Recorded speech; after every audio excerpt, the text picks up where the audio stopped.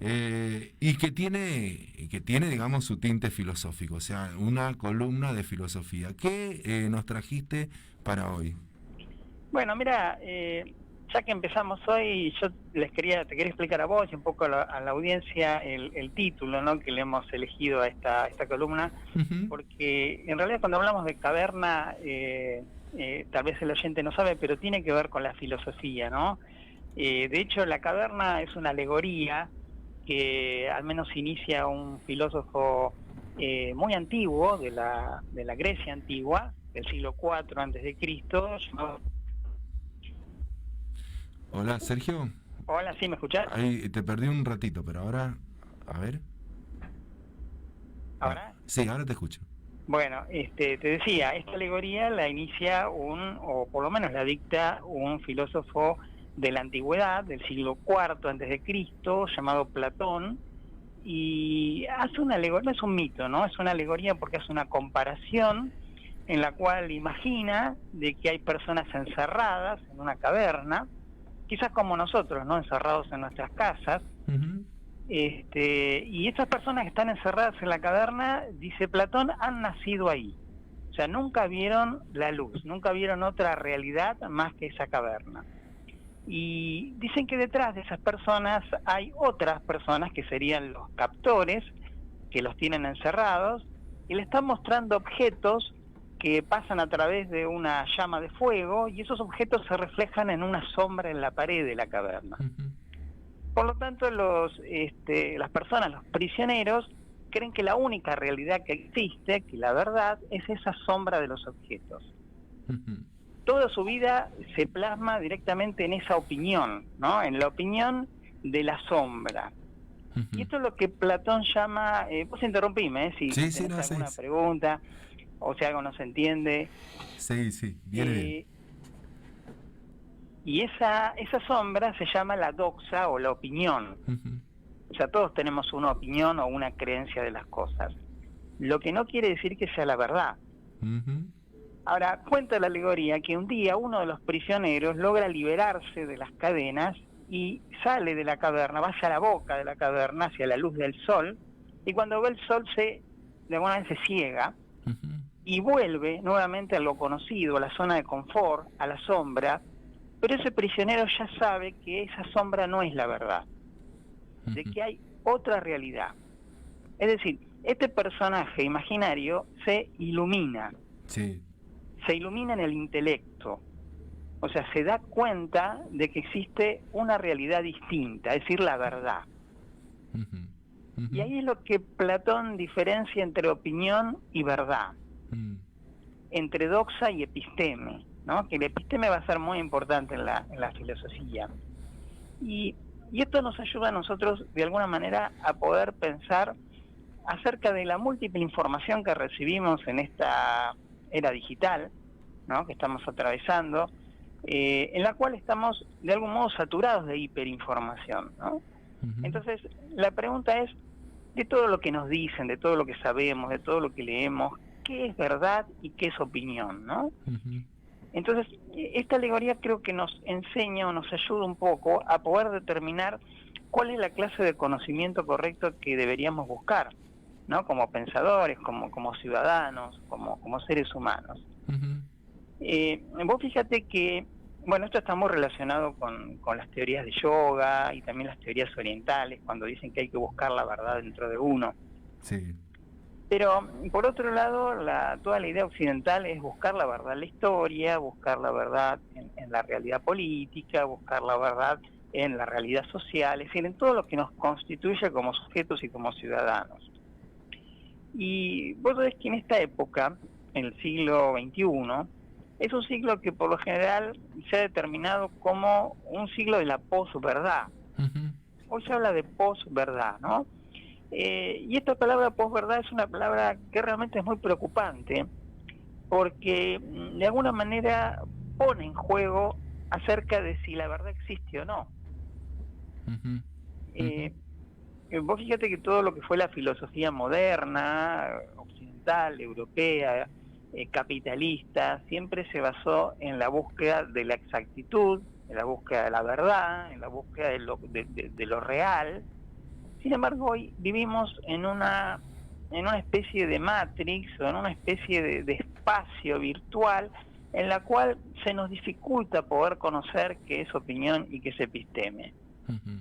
Entonces, esta dificultad que tenemos es una problemática seria, porque corremos el riesgo de creer, digamos, determinados discursos o relatos que no necesariamente son verdaderos. Ujú. Ujú. Entonces, la pregunta que se pueden plantear acá es, primero, ¿qué es la verdad? ¿No? O si la verdad existe, y si tenemos alguna manera de conocerla en esta era que vivimos. Ujú. Bueno, son tres preguntas bastante profundas, ¿no?, para analizar. Exactamente, sí. Exacto. Pero a grosso modo podríamos decir que, a ver, la verdad solamente existe la subjetividad. Ujú. Es decir, suponete que en la esquina hay un choque, ¿no?, un auto contra otro, y hay determinados testigos de ese choque. Cada Sí. persona desde su perspectiva va a contar el mismo hecho objetivo desde su propia subjetividad. Es decir, de lo que cada uno de nosotros vio y experimentó. Ujú. Y todos vamos a contar una perspectiva de esa verdad. Y a la vez, todos vamos a estar la verdad, Ujú. porque estamos diciendo la verdad, no estamos mintiendo. Sin embargo, la perspectiva, cada uno contará la suya. Entonces acá podemos tener una pista para responder a la pregunta que hoy planteábamos, ¿no? Es decir, ¿la verdad existe? Bueno, en realidad la verdad es objetiva, es un Ujú. estado absoluto del ser, está ahí afuera. Ujú. Ahora, nosotros con nuestros sentidos vemos una pequeña parte de esa verdad. Por lo tanto, podríamos quizás ensayar, decir que la verdad es básicamente, tiene que ver con la honestidad. O sea, cuán honesto soy en decir lo que creo haber visto. Ujú. Ujú. Entonces, esto implica que hay diferentes verdades para diferentes personas y supongamos que todas son honestas. Entonces, esto nos muestra que la verdad como hecho objetivo es inalcanzable, si es que existe, ¿no? Ujú. O sea, la realidad es inalcanzable. No podemos acceder a la realidad tal cual es, sino que siempre accedemos a ella a través de los anteojos del sujeto. Ujú. Y este es un problema difícil que tiene la filosofía para poder decir, bueno, ¿qué realmente es la realidad y qué realmente no? Exacto. Sí. Pero vos fíjate que es un problema que tiene no solo la filosofía, sino también la religión. Bueno, la religión busca la verdad, la religión en realidad cree que tiene la verdad, la religión se siente de alguna manera aquella poseedora de la revelación divina, y en esa posesión de la revelación divina dicen ser los elegidos, ¿no?, los únicos elegidos por Dios. Entonces acá tenemos una dialéctica distinta, ¿no? La religión tiene ya una especie de postura a priori de la verdad, mientras que la filosofía es una pregunta, Ujú. ¿no? El filósofo pregunta, digamos, ¿no? Pregunta desde el no saber, Claro. porque creo que la mejor postura que puede tener un filósofo es el escepticismo, de decir, bueno, por ahora no creo en nada hasta que lo compruebe a través de determinados métodos filosóficos, ¿no? Ujú. Ujú. Bueno, ahora, si vos pensás el mundo que tenemos, el mundo que vivimos, un mundo atravesado por la propaganda, atravesado por la publicidad, atravesado por los medios de comunicación, atravesado por la multiplicidad de discursos que te dan las redes, la internet. La pregunta es, ¿todo lo que me dicen, todo lo que veo, todo lo que percibo a través de este ojo del gran hermano es realmente la verdad? ¿O realmente está mirada las cosas a través del ojo del periodista, a través del ojo de aquel que dirige el diario, del ojo de aquel que licúa o dora cuál es la verdadera realidad, ¿no? Entonces, creo que estamos en graves problemas en ese sentido y de alguna manera tenemos que agudizar nuestra capacidad de pensar por nosotros mismos. Me parece que va un poco por ahí, ¿no? Ujú. Es decir, no ser pensados por otros, sino que adquirir la capacidad crítica de pensar por nosotros mismos y de sacar conclusiones por nosotros mismos. Y quiero aclarar un poco la palabra crítica, ¿no? Porque la palabra crítica no tiene que ver con, bueno, yo critico al otro, yo critico al vecino, no. Tiene que ver con un examen lo más cuidadoso posible, lo más cerca de la razón, lo más cerca del sentido común, para tratar de examinar la información que me llega desde todo ámbito y de esa manera poder llegar a una conclusión propia. Eso creo que da libertad, ¿no? Yo creo que los pueblos que piensan por sí mismos son pueblos libres, ¿no? Y de eso se trata un poco, ¿no? De poder pensar por nosotros mismos, de poder acceder a la verdad, de poder salir de la caverna, de poder ver la luz, ¿no? Y no quedarnos en la sombra de las apariencias, ¿no? Porque me parece que es un poco hacia donde se puede llegar a dirigir este mundo virtual, que lo único que realmente está produciendo, consciente o inconscientemente, es a un sujeto que en realidad es una gran subjetividad y se le dificulta conocer por sí mismo. Sergio, excelente la alegoría de las cavernas y, bueno, traspolarla, ¿no?, a la realidad cotidiana de la sociedad en la que estamos viviendo en estos tiempos, digo, de aceleración tecnológica, ¿no? Claro. Claro.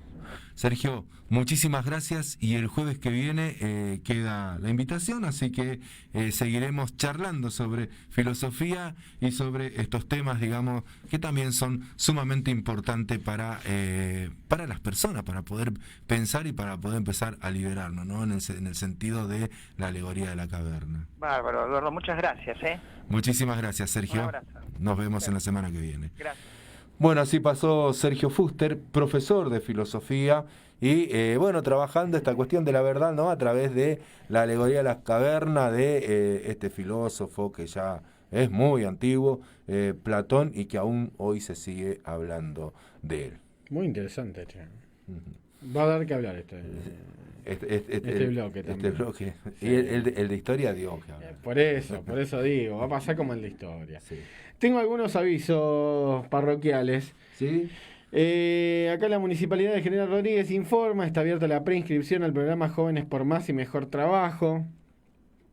Desde la Dirección de Discapacidad Municipal se convoca a todos los jóvenes de entre 18 y 24 años sin empleo y con certificado único de discapacidad, el CUD más conocido, a ser parte de este programa. La preinscripción del programa Jóvenes con Más y Mejor Trabajo, acércate, trae fotocopia de QUIL y CUD a Cherubini 450, la Dirección de Discapacidad, lunes y miércoles de 9 a 13 horas.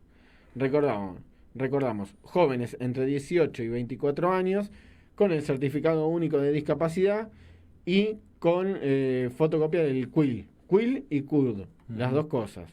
Con las fotocopias de ambas cosas, te acercas a Cherubini 450, lunes y miércoles de 9 a 13 horas.